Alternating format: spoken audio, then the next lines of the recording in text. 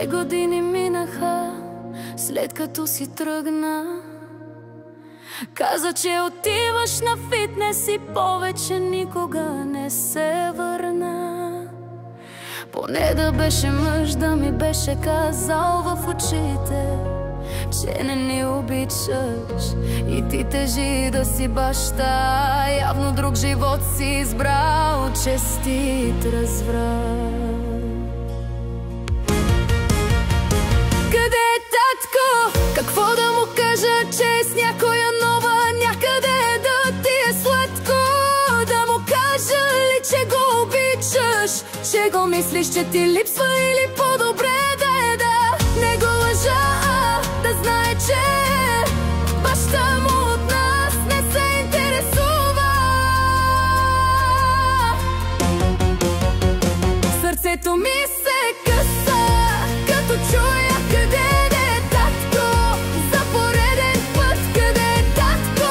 Къде е татко? Къде е татко? Някъде, но не и до нас.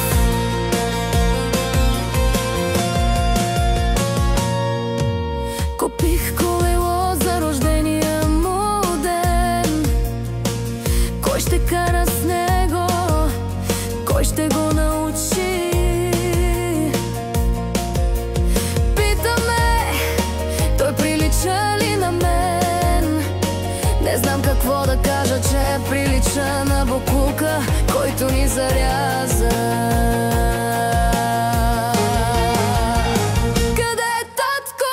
Какво да му кажа, че с някоя нова някъде да ти е сладко? Да му кажа ли, че го обичаш, че го мислиш, че ти липсва, или по-добре да не го лъжа, да знае, че баща му от нас не се интересува.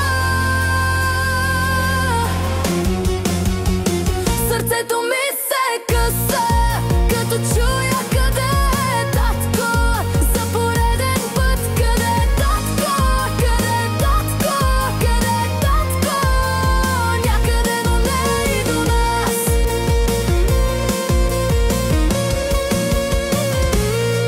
И някой ден, когато те потърси, погледни го в очите като мъж и кажи му, че не струваш. Нека да ти обещае, че като тебе